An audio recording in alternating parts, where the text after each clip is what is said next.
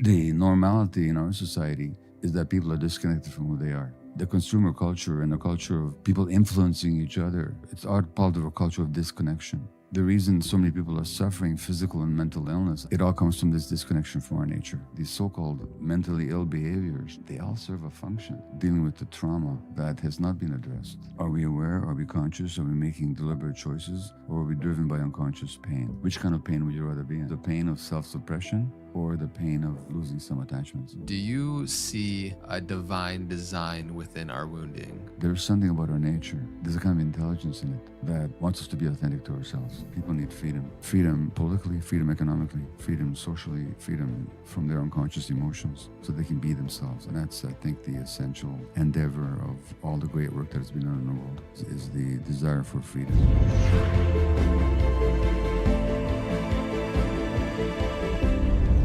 Hello, beautiful humans. Welcome back to the Know Thyself Podcast, where every single week we get the honor and privilege to sit down with a brilliant mind and open heart to see how we can learn more about ourselves and the world around us. Today is part 2 of an incredible conversation and dialogue that is very needed right now on the planet.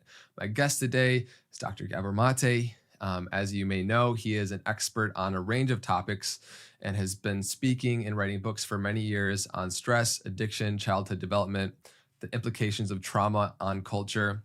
And he's written multiple best-selling books, such as In the Realm of Hungry Ghosts, When the Body Says No, Scattered Minds, just to name a few. And his new book, The Myth of Normal, which I absolutely adore and is available now that you can all go check out in the link below in the description, is bringing up a very timely subject for our species as a humanity and where we are and how we got to the point where we are now, how disconnected we've become with nature. So again, last night we had a live community kind of podcast and the conversation was really beautiful. Everyone was so touched.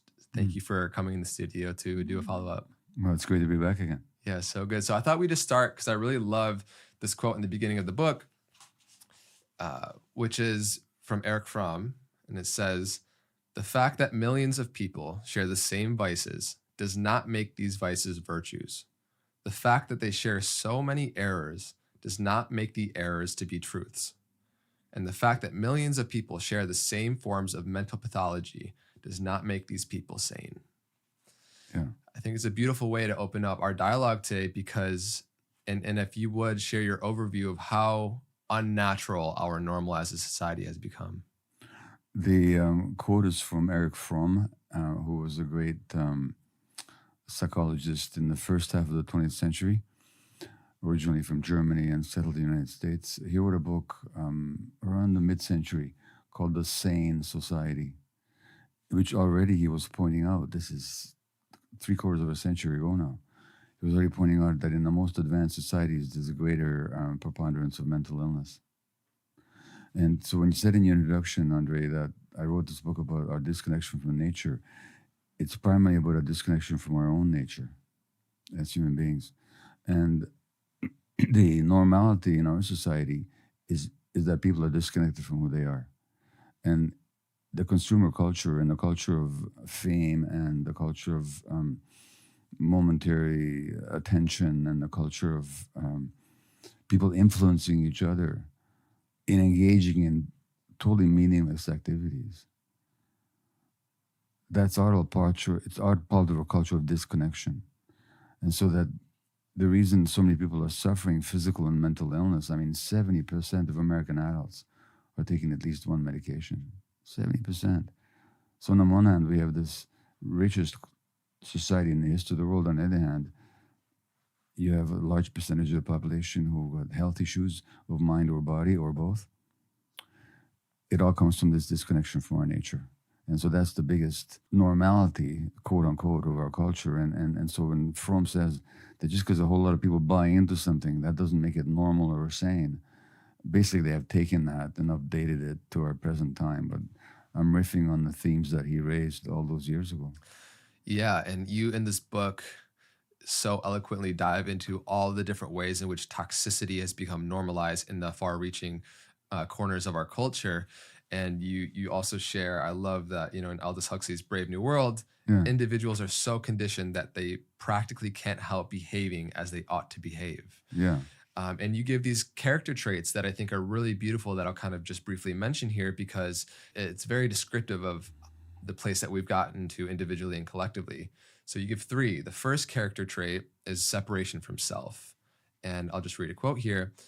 In an image-mad culture that sustains itself in large part by making people feel inadequate about themselves, or more insidiously capitalizing on these pre-existing feelings, the media holds out ideals of physical perfection against which young and old measure themselves and which lead people to be ashamed of their very bodies. And that is descriptive to the separation from self for the character trait number 1. The second one is the character trait of consumption hunger. Yeah. And just briefly, I love this part here. You say, what the advertisers need to know is not what is right about the product, but what is wrong about the buyer. Yeah. Yeah. And the third is hypnotic passivity. And it's this hypnotic state that we've, I believe, gotten to in a culture. And you share, it is we who are made in the image of our distorted, disordered, denatured world, the better keep it running, even as it runs us into the ground. So you give beautiful descriptions as to how we've taken on these character traits, but also how culture, society, social media, the news, advertisers feed on this. Yeah. So Eric Fromm, who we began quoting, talked about the social character. And the social character is the personality traits that a society would seek to inculcate in its members in order to keep itself going. I've sort of updated that. Now, in Huxley's Brave New World, people are literally gestated in a test tube, and they're biochemically and environmentally trained and developed to fulfill certain roles and to be happy with those roles. Now, we're not gestated in test tubes, and we're not mechanically programmed like that, but almost like we were. Because as Huxley points out in The Brave New World, the thing is to want to do what society expects you to do. So that what we end up wanting to do has got nothing to do with our own particular needs or true nature. It has to do with what the society expects of us. So these 3 traits. So we're not programmed like in Brave New World, but Huxley wrote that Brave New World not as some kind of a fantasy. He wrote it because this is where he saw society going. And it's only become more acute since he wrote that book in the 30s, I think. Yeah. And since since Eric Fromm wrote and spoke in the mid 20th century. So these character traits of disconnection from ourselves, this society needs us to be disconnected from ourselves. Otherwise, we wouldn't elect the politicians that we elect. If we're connected to our gut feelings, there's a very interesting story about Ronald Reagan. Oliver Sacks, who was a British-American neurologist and writer, he wrote The Man Who Mistook His Wife for a Hat and other very famous books.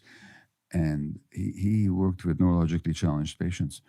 And he describes an experience that he witnessed on a ward where there were patients who were aphasiac. That means they had a stroke, they lost their capacity for processing language. They're called aphasics.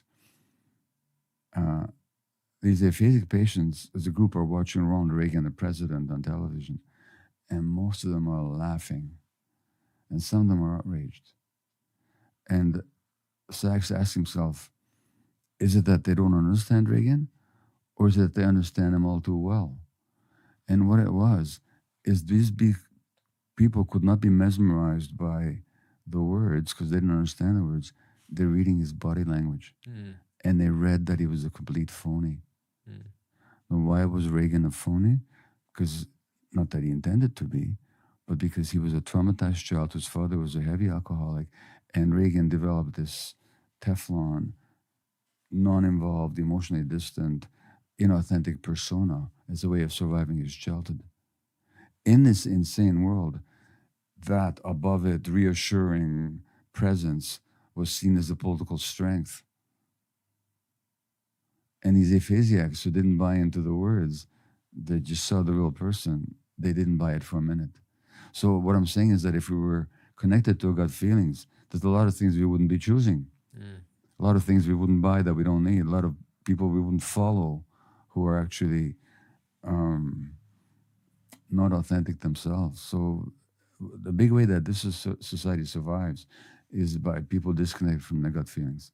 So that's what I mean by it's an essential part of our social character is to be disconnected from ourselves. And the society wants us to be disconnected. Right. Because it keeps the machine going. It's Yeah. very much so. And the way you describe it, it's almost like I think of the Matrix less like a movie and more like a documentary showing Well, exactly. exactly how plugged into the system we are, into the Matrix. And it's like a very real thing. There's this hypnotic rhythm in which people don't even realize they're in, much like the Matrix, that feed into the system that supports people at the top, people, the oligarchy of America that it has become. And so is there anything that you want to speak to, just like how the mass hypnosis continues to propagate and how we can start to dismantle that? Well, interesting you mentioned the Matrix because I could be wrong, but I'm pretty sure that I've heard the story that the people that wrote the Matrix did so after they took part in a self-awareness program, which I won't mention, but they did, so that they could see all of a sudden the gap between how they lived and the reality, Well, look, mass hypnosis. Let's take something simple. Let's take America's wars. Since the 1970s, America's been involved in several wars. Each time there's a war, sooner or later it transpires that it was based on a pack of lies. And this is true in American history. The Mexican-American War was based on a pack of lies. The Spanish-American War was based on a pack of lies. The Vietnam War. And all these things were documented. It's not even controversial anymore. But at the time, everybody bought into it. Now, anybody who'd done the research at the time would have known right away that they were being fed lies. And despite the fact that, or say the lie about the weapons of mass destruction in Iraq, which never existed, anybody with eyes in their heads knew that that was a manipulation and it wasn't true. The result was that thousands of Americans and 500,000 Iraqis died. Now, despite the fact that each time the lies are exposed, when the next war comes along, everybody still goes along with it. Well, that's mass hypnosis. It's like there's all this history. And if you take the average American, ask them to string together 2 intelligent sentences about the history of Afghanistan, they couldn't tell you anything. The Ukraine war right now, without going to the politics of it, ask the average American to give you 2 sentences on the history of Ukraine, 2 intelligent consecutive sentences on the history of Ukraine. That didn't start last year, but it's still going back into history. They couldn't. And yet, they get swept along every time into the narrative. And I'm only talking about these wars. I could talk about any number of political issues. It takes a kind of a passivity. Or take an issue that surely affects us all, climate change. We're talking today, this is January the 16th, I think. Today, there's another article about Greenland, about how the ice mass of Greenland is melting at a faster rate than it has for over a millennium. Now, we all see it happening, but we're all totally passive in the face of it. It takes a hypnotic state of passivity. I mean, we're actually seeing the earth changing because of our own activities. Nobody denies that except people in utter emotional denial states, or unless you work for an oil company where it's your job to deny it. But nobody else can ignore what's going on. But you and I, we live our lives as if it wasn't happening. Well, that's a state of hypnotic passivity. And so this society, of course, thrives on that, because we get to be led into foreign policy adventures or economic policies that are turned out to be ultimately harmful.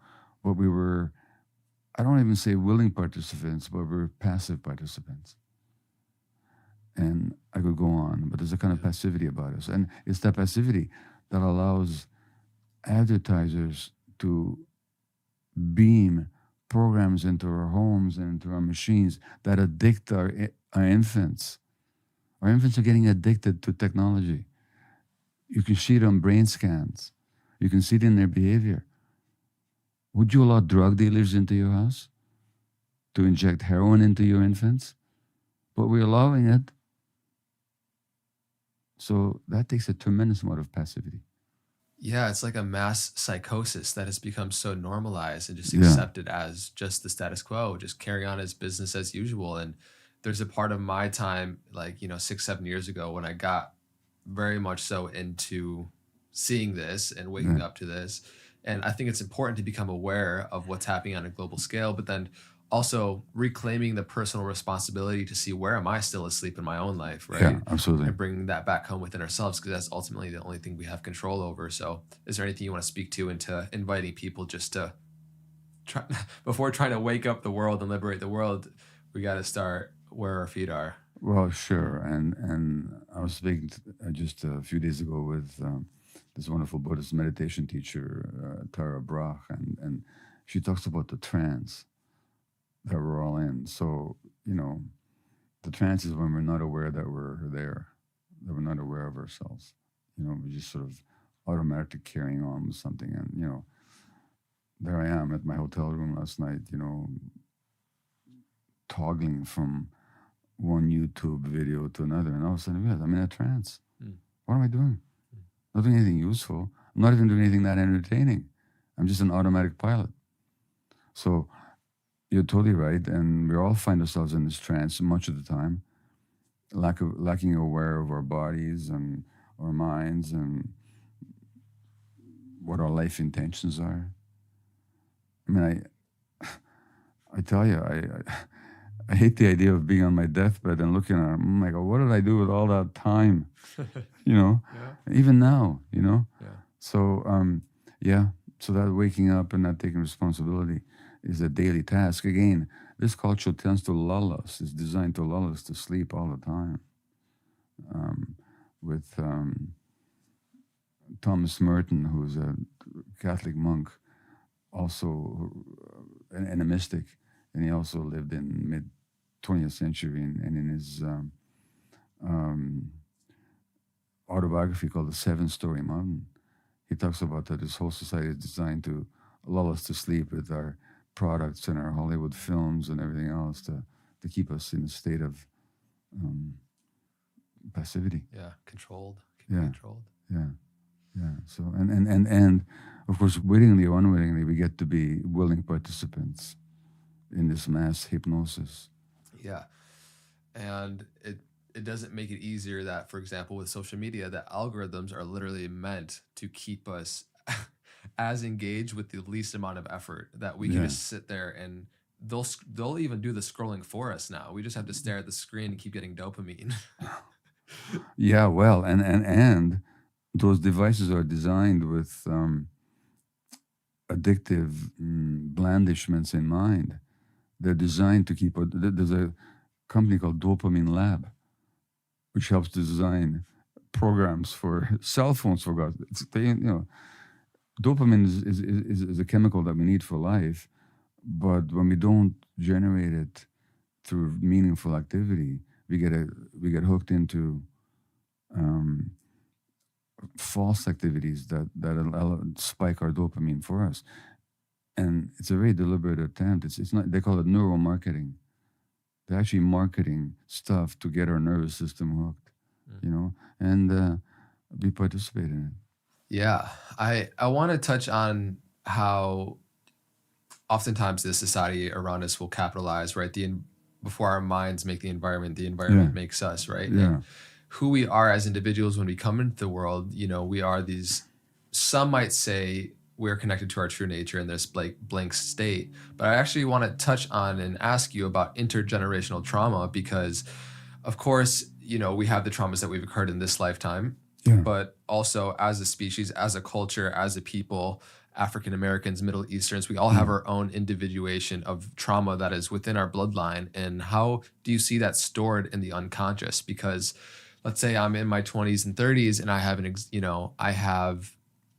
I have some sort of repression of emotion or something that I can't necessarily point to an event that happened in my life, and maybe it didn't happen in this life.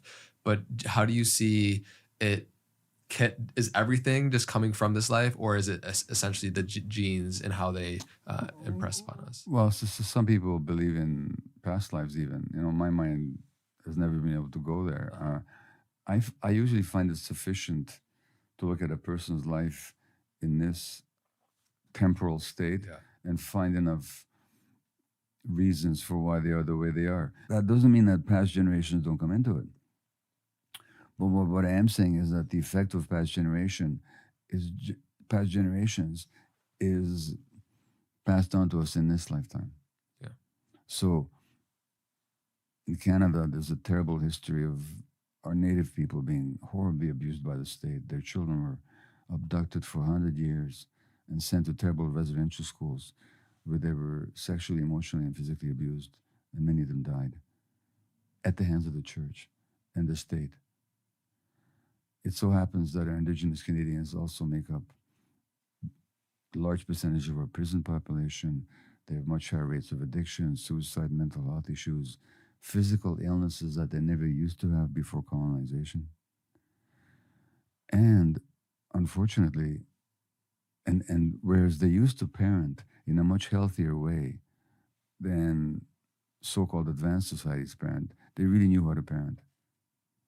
Hold kids, support them, give them an environment that reared them to be confident, self-assured, socially connected human beings. They knew how to do it.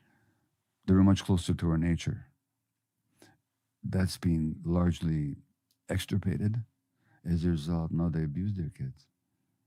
So each generation then passes on its trauma to the next. So in a lot of Native communities, it's almost impossible to find young girls by the time they're teenagers who had not been sexually abused. Now that's the impact of the past, but it's being exerted in this particular lifetime. Then you have what's called epigenetic transmission, which means that the way the genes function, if one generation is traumatized, that alters not the gene structure, but the genetic functioning. And that genetic functioning can be passed on to future generations. That's a new science. I don't think we fully know yet how strong those epigenetic effects are. It's an emerging field. There's been some very interesting research. But in general, and certainly it's already true that when a mother carries an infant, the stresses and traumas that she is burdened with can affect the developing brain and personality of the child already in the womb already. So yes, the experience, and as a Jew, I can tell you that the traumas of previous generations certainly have an impact on, as a part Palestinian, you know the same thing. Yeah. And in fact, there's been an unfortunate set of circumstances that have, in my view, imposed the trauma of one people onto another people. We're here today. Yeah. in loving embrace. Yeah. So the past trauma does happen, and Eckhart Tolle, the spiritual teacher, talks about the pain body, which is really our accumulated traumas that affect us. And he talks about the pain body can exist on the social and historical level as well. Yeah. So women, because of the persecution of women, the witch hunts, the oppression of women, the rape, and so on, women carry that pain body, and certain peoples carry a heavier pain body than other peoples. So yeah, it's all multi-generational, it's all historical, and I think that the effects are always exerted in this particular lifetime. Yeah, absolutely. I think in the middle part of the book, you give so many examples of how the trauma that we store within us lead to the manifestations of illness. For example, racism leading to asthma, or even within culturally, how African Americans deal with hypertension more frequently, and how sometimes we just look at the diagnosis of whatever the disease is and think that that's it. But like, there's all these psychosomatic emotional elements that we just are not aware of that are often the real reason for why we have the manifestation of a disease or a diagnosis. So is there anything you want to speak to there? Because I thought it was so fascinating, and all the examples from gender to race to the different things that we hold within us that create the illness. Sure. So this is where my profession, the medical profession, is so remiss in its duties, because we have the science now. I mean, we have the science elegantly delineated, showing the unity of mind and body, showing how emotions affect physiology, which also means that our relationships affect physiology, because our relationships program our emotions. So when there's a study that shows that parents who are very stressed, their kids are more likely to have asthma, it's because the stresses of the parents affect the physiology of the child. That's been known for decades. It's not even controversial. And yet, you go to the average physician with asthma, they'll never talk to you about stress. They'll just give you inhalers, which is necessary but not sufficient to deal with the issue. Same way, there's been a study that showed that the more experiences of racism a Black American woman has to endure, the greater risk for asthma. Now, the physiology is very simple. I'm not going to go into it here, but it's very simple. It's very straightforward, not even controversial. And how do we treat asthma, by the way? You know how we treat it? We give people stress hormones. We give adrenaline and cortisol in the form of injections or inhalers.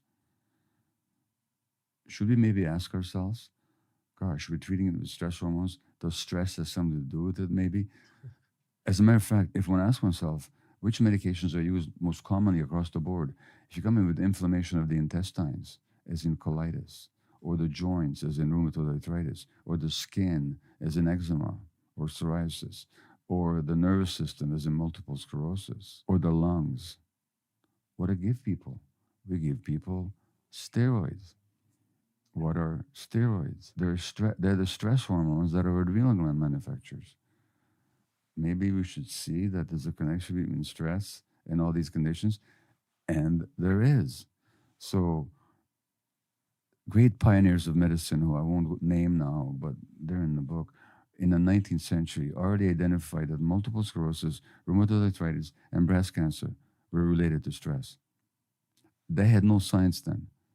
They were just giants of medicine with tremendous insight. Since then, there's been 100 years of research showing the relationship between, say, stress, trauma, and rheumatoid arthritis. And there's women, by the way, who develop 70 or 80% of autoimmune diseases. Nobody understands why. Well, they just happen to be the stress absorbers of their whole families and of their men as well. That's why they have more stress-related conditions such as rheumatoid arthritis, much more. It's also simple, it's also straightforward, and it's also scientific. To go back to Black Americans and hypertension, they have a higher risk, Black American men have a higher risk of high blood pressure, hypertension it's called. Their genetic relatives in Africa don't. It's not genetic. So what is it? Well, let's do a simple linguistic exercise. Take the word hypertension and split it. Hypertension, hypertension. Oh, too much tension. Black American kids already have higher blood pressure than white kids. And why? Because of the stress of racism. And just to conclude this, a wonderful American physician called George Engel, back in 1972, called for what he termed a biopsychosocial view of medicine, which is to recognize that our biology is inseparable from our psychology, which is inseparable from our social relationships. We are biopsychosocial creatures. And all those influences determine our health or our illness. Once you see it, it's like obvious, right? Yeah.